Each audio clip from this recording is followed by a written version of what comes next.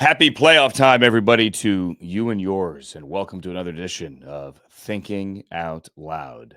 I wish I could actually think out loud without needing to use this voice out loud. This is the best my voice has actually sounded in 2 days. It sounds like hot garbage if you speak French, and I don't. It's sinuses and dehydration and lack of sleep and the ash in the air here in Southern California, my voice being the least of anyone's concerns, obviously, with that horrible tragedy ongoing, still not anywhere near close to done in the town that I call home and have called home for 25 years. So my voice is not anyone's problem. But we are here now with a wild card weekend edition of Thinking Out Loud. I have lost the super on the wild card weekend, because if you notice during the Sunday night game on NBC between the Lions and the Vikings, I think the Lions won that game. My Wi-Fi crapped out at 35,000 feet. They dropped the super when Mike Tirico came on and released the wild card weekend schedule. The last couple of years, with the playoffs expanded from 12 to 14 teams, it became a super wild card weekend when you add a game on Monday. Evidently, it will merely be wild, and any feeling of superness will be superseded by the wild nature of the weekend. The man you hear huffing and puffing in the background, my partner on this project, Sam Betesh. Good afternoon to you and yours. It is super to see you. How about that? It is super fantastic, super califragilistic. Your voice sounds super as well. In regards to super wildcard weekend only being wildcard, I had mentioned it at the end last time you and I spoke, but the stretch of days of football, if you include college football, is pretty amazing. We don't have to call it super, but the idea that the expanded playoff in college football and the expanded playoff in the NFL converged for these stretch of days, Thursday, Friday, Saturday, Sunday, Monday, with team seasons ending on each one of those days, it's pretty cool. Am I allowed to say it's exhausting as well? I agree with that. Like, yes. You go back to Christmas week. No, even last week. I love me some football. I am as happy to be inert on the couch as anyone, and also happy to be working any and all of these games, or whichever ones that I'm lucky to go to or be assigned to or take some small part in. But man, that's a lot. It's a lot. And then next week, Saturday, Sunday, Monday, of course, with the championship game on Monday. But yeah, it's next week being I'm saying I mean divisional, and then including college football again. Then that Monday becomes the championship game, so it's a lot all over again. And when we spoke on Tuesday, and you mentioned the playoff game on Thursday, college football playoff, I'm like, oh really? I didn't know. Didn't know that. Yeah, did not know that game was Thursday until. I also don't think there was enough made about. I don't know what more you would make about it, but it felt to me. I don't know, ballyhooed being the word that you would use. It was not much ballyhooed, I don't think. For two massively significant, historically significant programs in Penn State and Notre Dame. Quick thought on that one. Drew Aller, bright future, Cleveland kid, should go back to school. Like, I think he does have a bright NFL future, but that was, and listen, one game does not make a college career. He's got 2 years of tape at Penn State. And I'm speaking as not as a league nor even a club employee. This is just me, football fan sitting on the couch. I'd go back for another year, because I think in another year at Penn State, I think the sky's the limit in terms of his draft potential. And I think more importantly, it'll help him progress and develop and mature and be a better quarterback when he gets to the NFL. He made some throws this year that made me stand up and go, wow, okay, that's it. I see it. I've always heard about Drew Aller, but whenever I turn him on, I'm like, there have been a couple of times this year, like it's that meme with what's his name? Who's the who played Howard Hughes? DiCaprio, right? DiCaprio pointing at the screen, right? Like, I've seen it in Drew Aller a couple of times this year. I did not necessarily see it in that playoff game.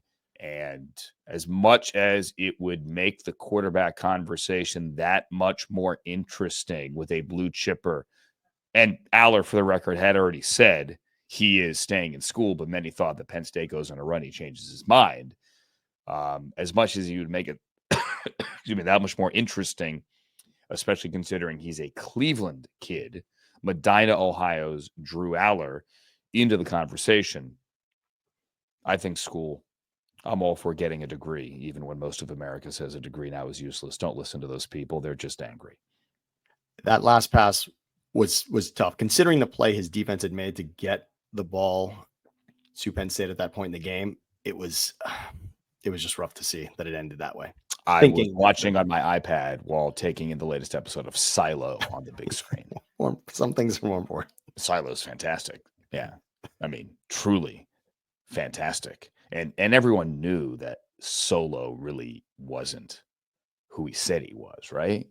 Don't we all agree on that? Yes. Anyway, I digress. Far more serious matters I alluded to here at the beginning moments ago. We're going to work backwards here. We're going to go the Monday night game first because the Monday night game is of most significance to Sam and I here in Southern California, not because it's the Rams game, but because of everything that goes with it. The Rams and the Vikings will now play in Glendale, Arizona, the home of the Cardinals. They have moved the game there as opposed to playing it at SoFi Stadium on Monday evening. Let's get something clear first. It's the right decision, number one. Number two, the Rams actually said yes and kind of suggested it, and they are fine with it. Okay. So before anyone does their angry take, how dare they move the game? The Rams are okay with it and suggested it. Now, it wasn't their idea. They raise their hand and say, we can't play here. But obviously, for days now, since the fires erupted on Tuesday afternoon, this has been discussed, and it's been a concern for the following Monday. The Rams raised their hand and said, okay, you know what? Let's move the game. Kevin Demoff, the president of the Rams, the COO, technically is his title, of the Rams, met with emergency services officials, fire officials. Obviously, you got to talk through the logistics here. And he said when he saw the just exhaustion, sadness, I mean, they've been going nonstop. When they just, he saw the way they were speaking, acting. He's like, we probably shouldn't play. This was Thursday. They then went to practice Thursday afternoon. They're in Woodland Hills, California, which is the valley, Sam, close to where you are. Obviously, you know the neighborhood well. And all of a sudden, there's a new fire west of them in Woodland Hills. And you could see from the Rams practice field, massive plumes of smoke. At this point, the players, the team employees become concerned because many of them live a short drive away near where this new fire had started. And it's under that guise, under that umbrella, so to speak, under that cloud, really is the proper way to describe it, that the Rams went, you know what? We're moving the game. We're definitely going to do this. And they called up the NFL and said, let's do it. Let's move the game. The players have worked, the organization collectively have worked so hard all year to get a home playoff game. It's hard to put into words what home playoff games mean for teams and organizations and cities. It is what you strive for. Yes, you strive for championships. You need banners, you need rings, you need trophies. Some teams take home playoff games for granted. The Kansas City Chiefs, the New England Patriots under Tom Brady and Bill Belichick, you take them for granted. The rest of the NFL, you work all year for home playoff games. So it is so highly disappointing for the Rams, but they're fine with it. Believe me. They wanted this. They need this. And let's just do the math here. For example, there were roughly 500 hotel rooms set aside for the Vikings and their traveling party, for league officials, and that includes everyone from league dignitaries to the infrastructure, officiating, all the league employees and resources that go into these 6 games this weekend, or any playoff game for that matter. There are rooms set aside as well for the home team. Most of you don't know that the night before a home game, the home team stays in a hotel, right? You don't stay with your family. You stay in a hotel. So the Rams and the league had 500 hotel rooms blocked. Those hotel rooms need to go to evacuees. Those hotel rooms need to go to people that have lost their homes. Those hotel rooms need to go to firefighters and emergency personnel that have all flocked to California from other parts of the state, for example, Northern California, or from out of state, from Arizona, New Mexico, from Colorado, those who are coming here to help us fight these fires and to help those who have lost their homes. Those rooms are needed. And as Kevin said, imagine if you put on the game and then everyone's phone goes off, as all of us, Sam, you included, had your phone go off late yesterday afternoon. It was an error, right? But with an evacuation notice, is everyone going to leave the stadium? What about and who cares? But it's not about we're not going to sell enough beer. It's that's untenable. What if the players return to the locker room at halftime and see that they had an evacuation notice or that their families are now in peril? You can't have that. And you can't have firefighters and emergency personnel and first responders, police officers on hand at SoFi Stadium. And that is a massive undertaking in any NFL town for any NFL game. You can't have those people and those resources diverted to a football game when they should be out helping with these fires. You just can't. Kevin put it into great terms. The last thing we need is an exhausted firefighter who's worked a 16-hour shift needing to cover another guy's shift because that firefighter or EMT has to be at SoFi for a football game. Can't have that. You simply can't. So the Rams are putting any and everyone, not only the team, the organization, but anyone from their family on planes, multiple planes, 3 wide-body aircraft, and going to Phoenix. That game sold 50,000 tickets in the first couple of hours between only Rams and Cardinals season ticket holders before opening it up to everybody else. The Cardinals, the Bidwell family, has sent 2 777s. I didn't know they had 2 team planes. Evidently they do. Both of them to the Rams so that they have their own plane for their own, players and personnel and coaches. But those other 2 planes are taking back family, dogs, pets. Everyone is relocating to Arizona, and not just on Sunday before the game. They're going today because what if it gets bad over the weekend? So they're going to get out now, and it is absolutely the right thing to do. Who's going to win? I say the Rams. That's Sam, but it's also the least significant part of this conversation. Yeah, you're absolutely right. And you mentioned the phones going off, and you and I living in Southern California, there's been a lot of that, and family members from elsewhere checking in to make sure that we were okay. And luckily for both of us, yes, we're good. Yeah. But as you mentioned, I grew up in Woodland Hills as well, and that area has been affected. Didn't expect it to be, and yet it was. My parents were almost evacuated just yesterday, and it's a part of it. We're all living with that. I agree. Of course, I agree with you. I don't think there's any other side of this argument at all. Moving the game is tremendous, and season ticket holders, I'm sure, will agree. I remember it was 2003. I was in Glendale. I was in Arizona for a Cardinals and a Niners at Cardinals game that Sunday, and I was with a friend of mine who had Chargers season tickets, and we were flying back to San Diego to see Dolphins and Chargers on Monday Night Football in 2003 because of wildfires. That game ended up being moved to Arizona, so we simply stayed there. Picked up, they had a ticket drop the next day at the stadium for people to get tickets for that Monday night game.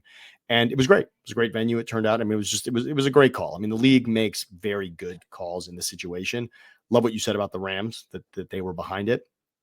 I will say there is a different feeling. I was pretty convinced after seeing the Vikings on Sunday night that this Vikings team, that the Rams were going to get the best of the Vikings in this rematch. They had already beaten them once this season, and it just felt like maybe the Vikings that lost the Lions could have potentially taken something out of them.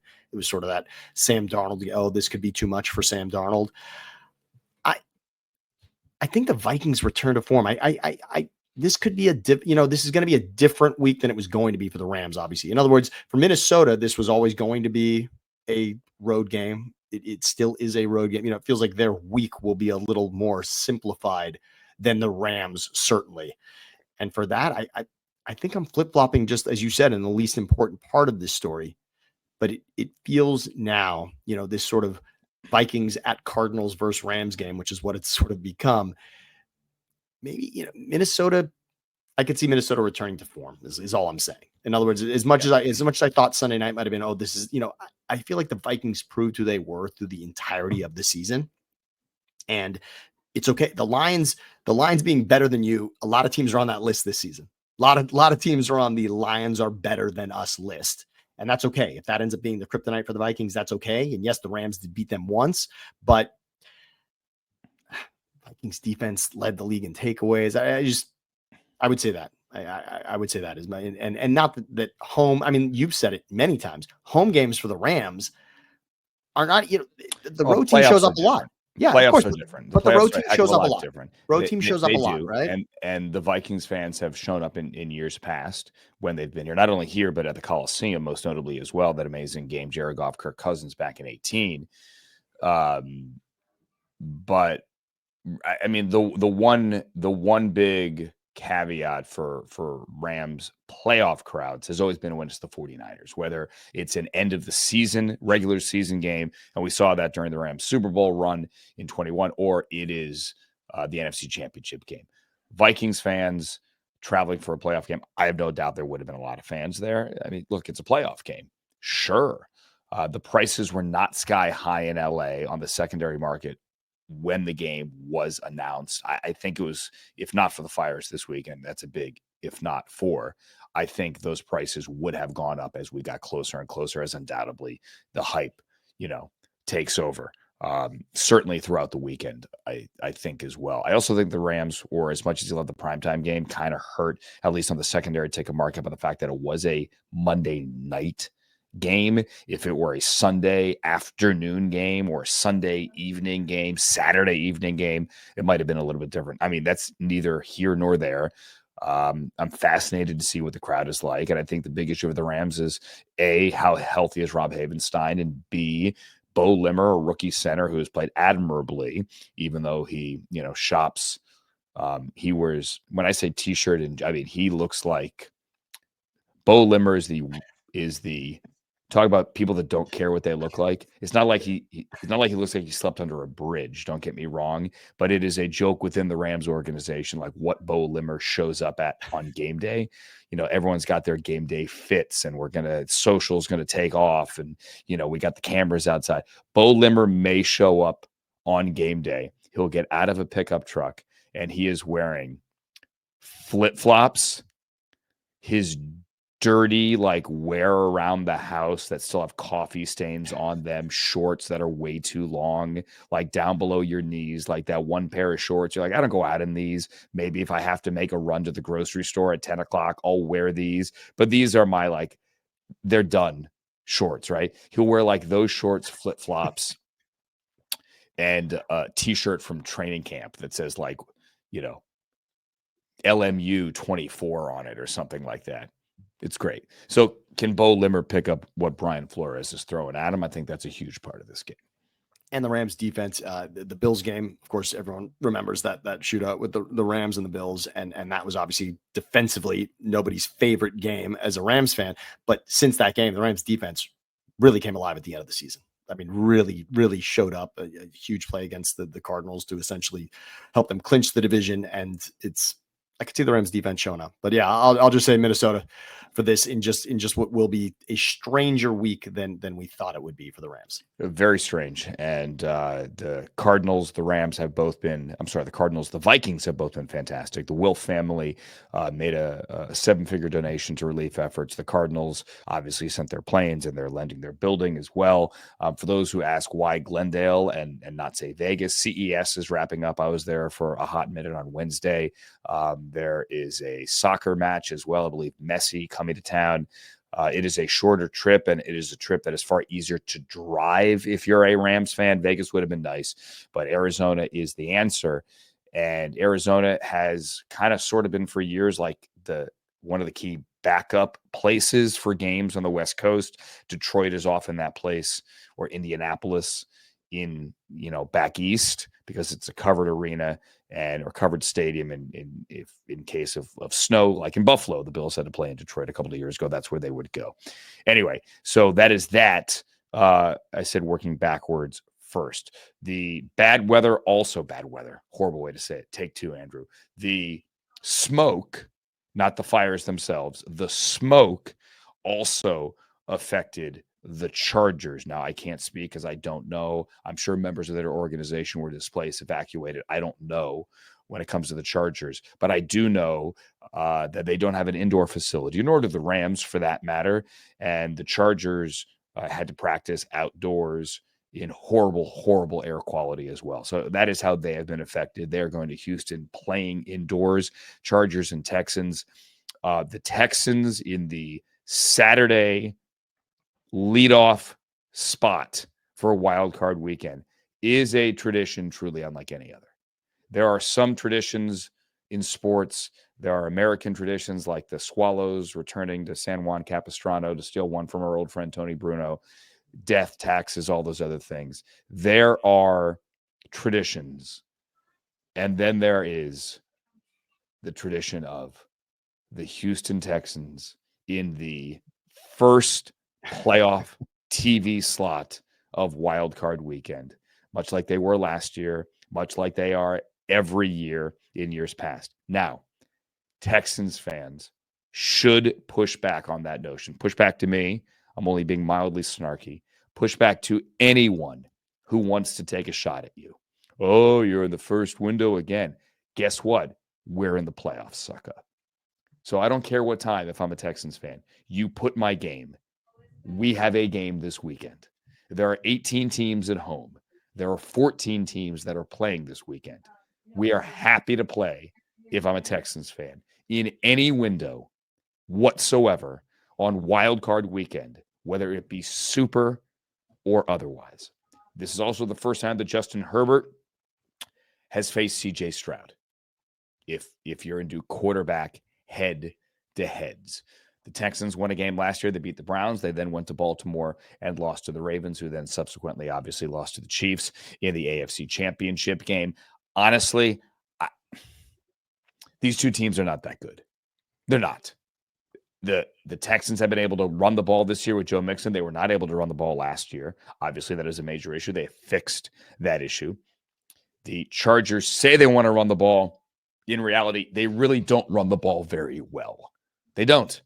But they dink it and dunk it, and they don't make mistakes, and Herbert doesn't turn the ball over, and the defense plays well enough, more than well enough. Obviously, you look at scoring defense, it's them and the Eagles atop the league, and there are different ways to look at it, because remember, the Eagles gave up a touchdown on a blocked field goal, and there was a safety there for the Chargers as well. So the numbers are kind of skewed when it comes to points allowed and points allowed by the defense, right?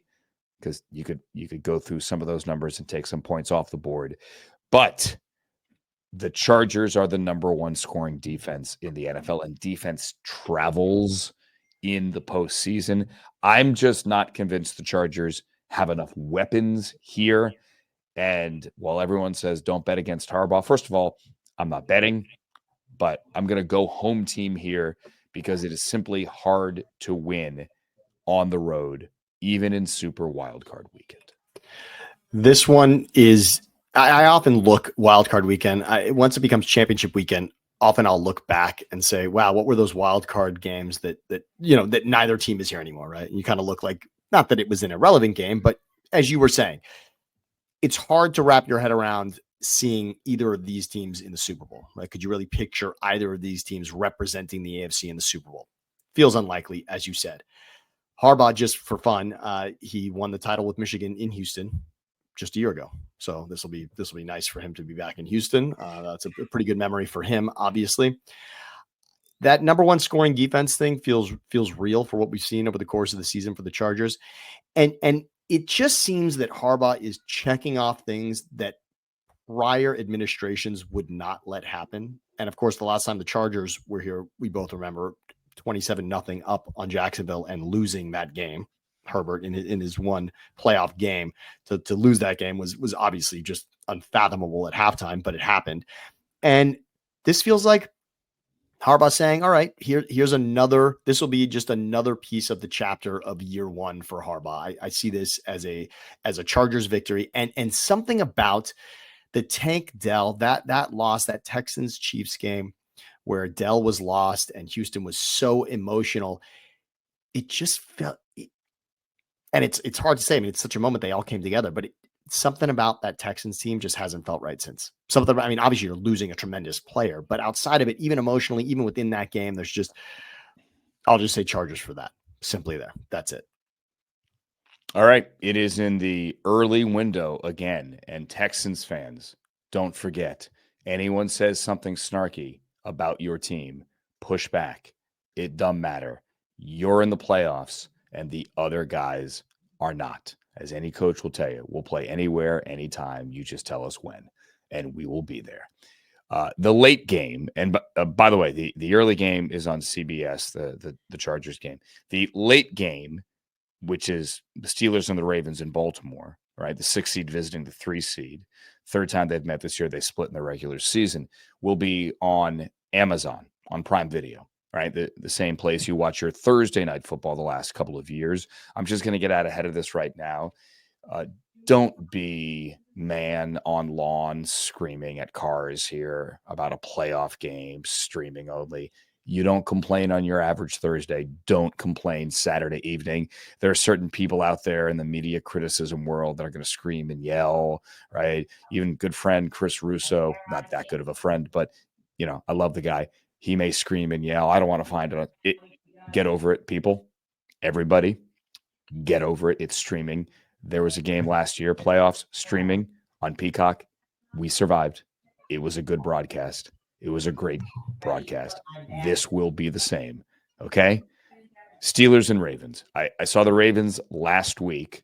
I think the Ravens, even without Zay Flowers in this game, and I'm happy for Zay that it is not as serious. It doesn't appear as it looked in the moment when he went down against the Browns at around the 15-yard line, almost took a screen to the house, but he got tackled. But he's not going to be in this game. As I said, they split. The Ravens are on a winning streak for the last month. The Steelers are on a losing streak for the last month. The Steelers have not won since they beat the Browns in Week 14. And when I've turned them on, they just don't look good. They don't. And everyone who said Russell Wilson's going to get a big contract extension midseason, well, number one, the Steelers don't do that. Number two, I don't think he's going to be the Steelers quarterback next year, to be honest with you. He could be. I could be wrong. Maybe they beat the Ravens. But just talking big picture here, you always like to go into playoff games and go, what if? Like, what are the consequences of a team winning or losing this game in the postseason? Because everything is magnified in the playoffs and grand conclusions are made from the results of playoff games. If Russell Wilson of the Steelers offense goes into Baltimore, Jacksonville, that would be interesting, goes into Baltimore and look like they have the last month, then I'm going to say right now, your starting quarterback for 2025 isn't in the building. And it'll be a fascinating offseason in Pittsburgh. Just my 2 cents. And I'll say this as well. The Ravens can and maybe will make it to New Orleans if they look at one stat and one stat only. That stat is this. How many times did they run the ball in the AFC Championship game against the Chiefs a year ago? They lost that game 17-10. The game was in Baltimore. They hosted it. But the Chiefs won it. They had to play on the road for the first time with Mahomes in the postseason, and they won it. The answer is 16 times, and 8 of those were by Lamar Jackson. Some of those were scrambles. They ran the ball 16 times. The most carries for a running back was 3. Justice Hill and Gus Edwards each had 3 carries in that game. Then they went out and they signed Derrick Henry. Derrick Henry has not had fewer than 16, which is what the Ravens did as a team in the AFC Championship game. He has not had fewer than 16 carries in the last month, only once. And that was because they were blowing out the Giants.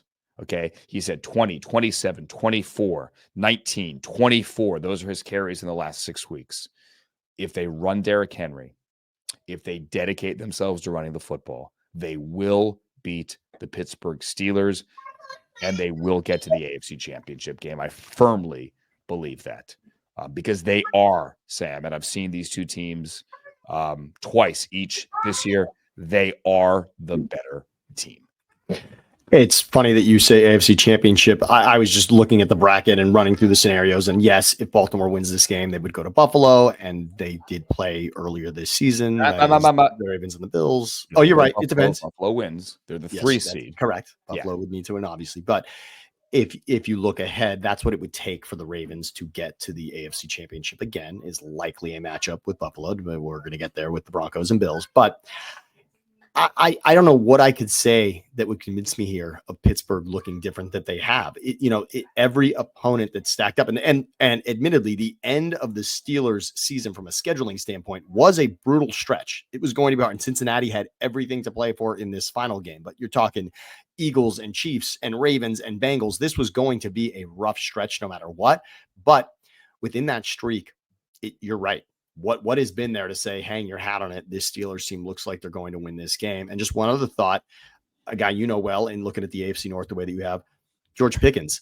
Pickens was excellent in the game, the Steelers, when they beat the Ravens in the first matchup. And in the second matchup, it's about as bad as you can be. He was 1 of 4 for 0 yards, and Pickens is like that. He runs hot and cold. And there are many receivers over the years that have been like that, but it just feels like that offense runs so much more efficiently when Pickens is heavily involved and heavily motivated and just there with it. And when he's not, it seems to be a different team and a different result, and that's it. And so for Flowers to be the injury for Baltimore, yeah, sure. But this feels like one team is headed in the right direction and one simply is not. And this is the number one offense in football in Baltimore. The Steelers offense, it really feels like the Ravens have this one, period. They're at home.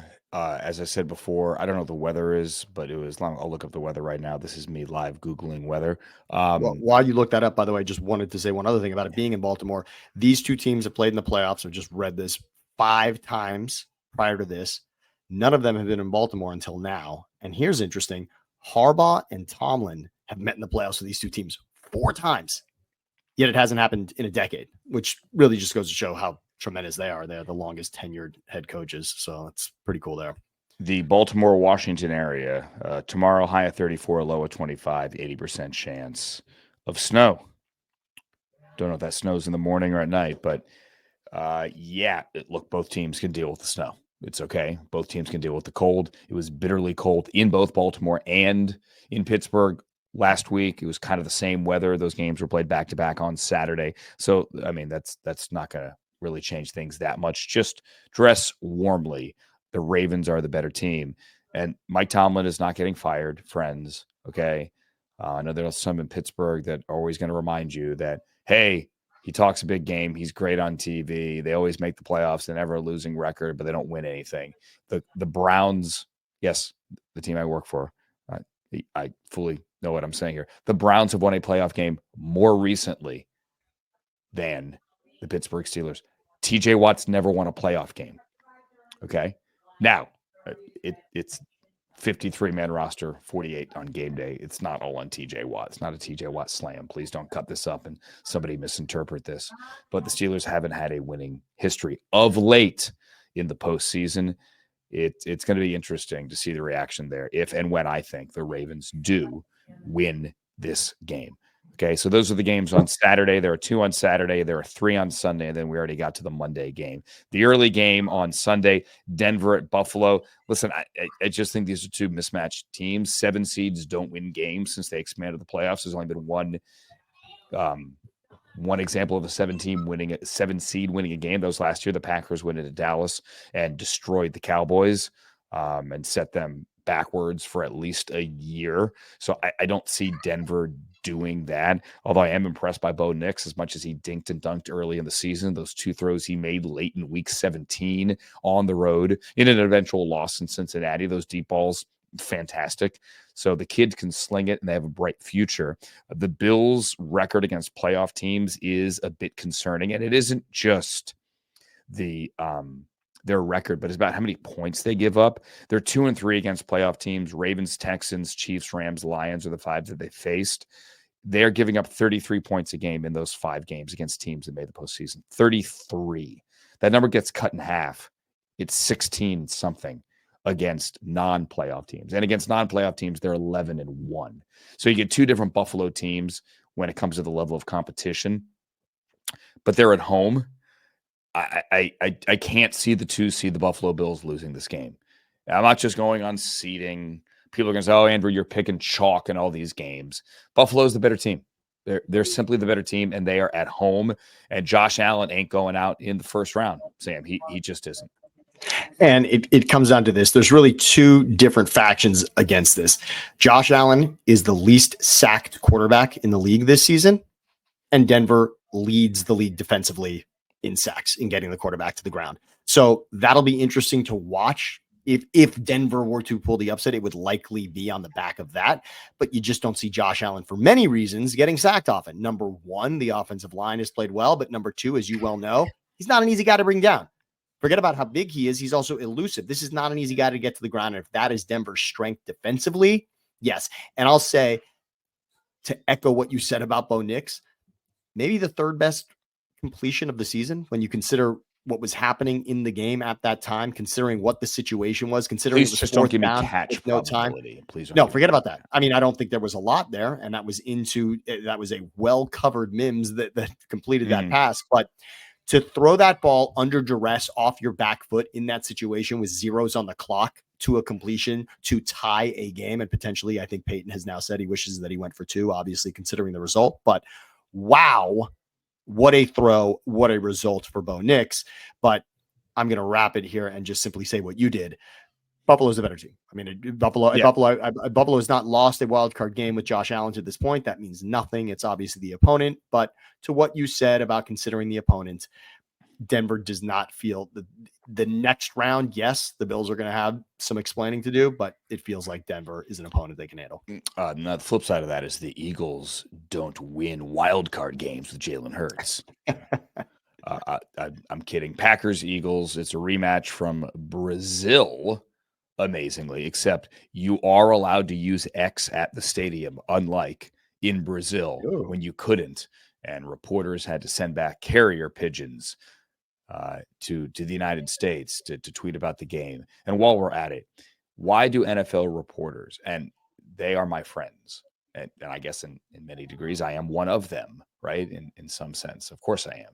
But like the print reporters feel the need to live tweet the things that happen in the game. Like Bo Nix complete to Marvin Mims for 12 yards. The Broncos pick up a first down after committing 2 penalties earlier in this series. Like, we're all watching the game. Like, and now if there is a, let's say, Broncos fan, I just use them as an example. If there is a fan that is perhaps not privy to the game, right? I don't get it. Like, you're on a device that has the interweb so you can see Twitter, but that same device can't get you to moving pictures of the game. Like the amount of people that are limited in that way might be 5. So I don't know. Or even Gamecast for that matter, right? I mean, Gamecast, right. Now, I mean, the very small sliver of audience that you are talking to right there, it's just bonkers. Or somebody watching the game but has his laptop open and you're looking at Twitter. Sometimes it's an annoyance because you see the tweet in real time before the natural TV bounce off the satellite image gets to your living room. So it's an annoyance because that reporter wrote what he just wrote before it appears on your screen. So live tweeting by beat reporters of the actual play-by-play makes no sense. How did I get on this tangent? I have no thought in this game. Jalen Hurts is going to play. Sam, you could talk. Okay. All right. We'll let it go to that. And there was some question as to whether Hurts and Jordan Love were going to be available in this game. Both will be there. So we'll have both of the starting quarterbacks. A week 1 rematch, and we're going to talk about another one of those when we talk Commanders Bucks as well. And this was the Zach Bond coming out party as much as it was the Saquon Barkley in week 1. Zach Bond, defensively, a Pro Bowler now for the Eagles. He had a spectacular game in Brazil and carried that through the entire season as a linebacker for the Eagles. And he was special in this game, including the end of the game. He brought down Willis because Jordan Love was actually hurt week 1 in that game. Saquon had 3 touchdowns in that first game as well. And it feels like it's going to come down to that. I mean, Saquon, this is the season. We talked about so much. We discussed so much whether or not Saquon was going to try for the record. He did not. It was to keep him fresh for exactly this moment. The Eagles, I'm not going to quite say Broncos-Bills. This is much closer than that. This game could go either way. This game could absolutely go either way. You said it. The Packers were the only team to have done that the only team yet to be a 7 seed to win a game, and they smoked Dallas. And here's another NFC East opponent. Generally, as a fan of a team, don't love rematches. Once you beat a team, you don't want them to have a second crack at you, and it feels like they would have the upper hand. And now seeing that again, the Eagles since the bye, Jalen Hurts only one interception. This is a different team since the bye, different team since week 1. I watched some of that week 1 game again this week. The Eagles are a better team right now than the Packers. It doesn't mean that it's going to go that way. And one thing, if it's a close game, keep this in mind. Jake Elliott has struggled. That's been a great weapon for the Eagles of late. He's part of the Super Bowl team as well, although he did miss an extra point in that Super Bowl. But Jake Elliott has hit 1 from 50 plus this season, and it was from 5-0-50, and he has missed all the rest, and they do like to try from there. But that could play a factor here. I'd say watch out for that. If you're thinking about the Eagles being on the wrong side of this game, I could see that late it's going to affect decision-making. Not that this isn't a team that loves to go for it on 4th down anyway, but no matter what has been said this week, they're not thrilled about what's happening in the kicking game. That could play a factor. But just to say it, the team with the number 1 rusher in the league and the number 1 overall defense, the last time it happened, that was the 92 Cowboys who won the Super Bowl. So that's adorable. But I'll say Eagles here simply with all the Eagles gear behind me. But this will be a close game. This will be a difficult game to pick. Good luck to your Philadelphia Eagles. Thank you so much for that. And good luck to the Washington Commanders, who play the late game on Sunday. They are in Tampa. This is also a week 1 rematch. They are facing the fighting Baker Mayfields and the defending NFC South champions. Now twice with Baker, 2 times previous with Tom Brady. The 4-time defending NFC South champions, because somebody's got to win it. No, I kid. But in reality, the last couple of years is kind of sort of how it has been. Hats off to Baker. What a great throw he made week 18 on the run after collectively the team tried to give away the game for the first 3 quarters of action against the Saints, a banged up Saints team without Alvin Kamara, with Spencer Rattler at quarterback, with an interim head coach coaching his final game. You get my point. The Bucs pulled it out, and now they are back in the postseason. I was driving around last Sunday morning listening to Commanders radio.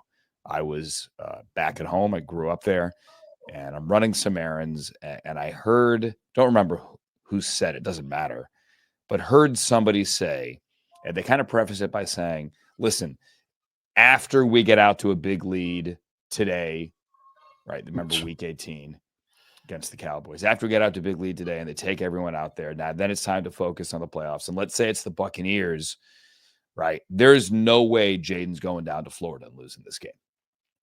I looked at my radio. Oh, I mean, he's a rookie quarterback. I love me some Jaden Daniels. I mean, imagine what the situation in Vegas would have been like right now this week if they had gotten up into the top 2 and gotten Jaden Daniels. It would feel a lot different, wouldn't? Yeah, Jaden Daniels is the truth, and I think he could certainly win this game. But a rookie quarterback hasn't won a road playoff game since Russell Wilson was the rookie quarterback, right?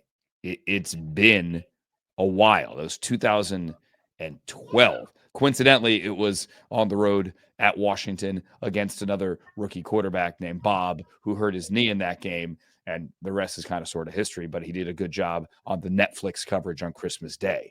So quarterbacks don't win on the road if you're a rookie in the playoffs. It just doesn't happen. I think Jaden Daniels is the one to break that streak. I think Jaden Daniels can go down there and win. And I think Jaden Daniels, in front of a national television audience, is going to have one of those transformational moments this weekend where, if you haven't seen him, and most people have, he's had his primetime moments. Obviously, Sam, we've talked a lot about the throw he made against the Bengals. But I think Jaden Daniels has that kind of sort of wow moment. And you talk about the consequences. There's been a lot of talk. I'm not saying Todd Bowles is getting fired. Again, please don't take this out of context. But if the Buccaneers lose this at home, do the Buccaneers panic and try to keep Liam Cohen in the building. Something to consider. There is a history there of coaches retiring, if you get my point. A recent history. It'll be interesting to see what happens, considering Liam Cohen is getting head coaching interviews, and he is getting, deservedly so, a lot of credit for the way that offense has looked this year. Just something to ponder, and just always ask as you watch any playoff game, what are the consequences? Like, what are the unseen consequences here for any of these teams if they are to lose in the postseason? You said this before the season started, as far as 4 straight trips to the playoffs in the NFC, and we were kind of scratching our head. You had the answer, but I was playing a little, blind there and trying to guess. And of course, you think Niners, and you're thinking of the teams that have been good over the course. But Tampa, this is their 5th straight trip to the playoffs. It's an impressive streak, and as you just mentioned, winning the South as many times as they have. I'm with you. 14 fourth quarter or overtime touchdown passes for Jaden Daniels, second most in the league. He's been special. He's been special late. He's been special in the last second of games. Ask the Eagles, ask the Bears. And this feels like it will be a close game and could come down to it. And we'd love to see another last second moment for Jaden Daniels in the playoffs. That would be fantastic. One thing on the flip side of that would be, though, the 3rd worst rushing defense in the league is Washington. And the Bucs can run the ball. The Bucs have run the ball well this season. They have proven that with multiple backs, and even Baker has been elusive this season. So that could play a factor. I mean, that could swing a game wildly right out of the gate. And another one to keep an eye on, which you were on top of early, the Lattimore versus Mike Evans is nice. They had such a history in when the Saints and Bucs were playing each other over the years. And now to have this, that we do get a rematch, Lattimore and Evans here, that's something to watch. Obviously, the moment of the season for Tampa may have been, all the team rushing out when Evans got the 1,000th yard against New Orleans in such a big moment. But if Lattimore can kind of control Evans there, that could be key. If the run defense is not doing well, but Lattimore's doing his part, I'll say it. I'm hoping for a Daniels moment, and I'll just go with you here. I'm saying yes. I'm saying the road team gets this one. And I also want, again, I mentioned the 18 teams that didn't make the playoffs. 18 fan bases trying to find a reason to get excited because no fantasy, your team's out of it. Obviously, you're going to get excited here to watch the playoffs, but it sometimes feels different when your team didn't make it. For the 18 teams that didn't make it, I know we've been hammering this one on this YouTube page or my TikTok. 35 straight years, 4 teams make the playoffs that didn't make it a year ago. Okay.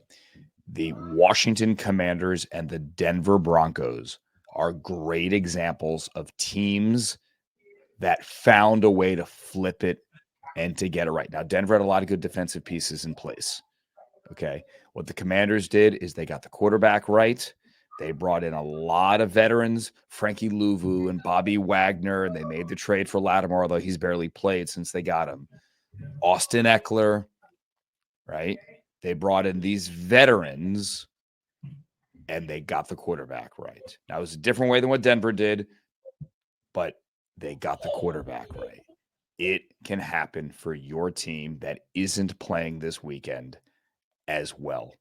It can. Oh, I don't think there's a quarterback in this draft that's good enough to do this. Sure. How many of you thought last year that Bo Nix was a franchise flipper? Most of you didn't. It can happen. Bo Nix, you held it against him that he had to stay in college so long that he played 60 games, right? That was a negative. You know what? It's a positive sometimes as well. Just because you haven't heard of the quarterback, you've heard of Bo Nix, but just because he's not clickbait as a would-be number 1 pick doesn't mean there isn't a guy out there that can flip your franchise too. Just, some positive energy to keep in mind for the fan bases that don't have something specifically to root for. And that is it. Sam, hope you and your family stay safe. Best wishes to everyone there. And if you're in Southern California and you're listening to or watching this, same sentiment to everyone out there as well. Sam, sounds like you're having fun in the background. Go have fun. Sam, yes, Levi. This is and Levi. This is Thinking Out Loud. So long.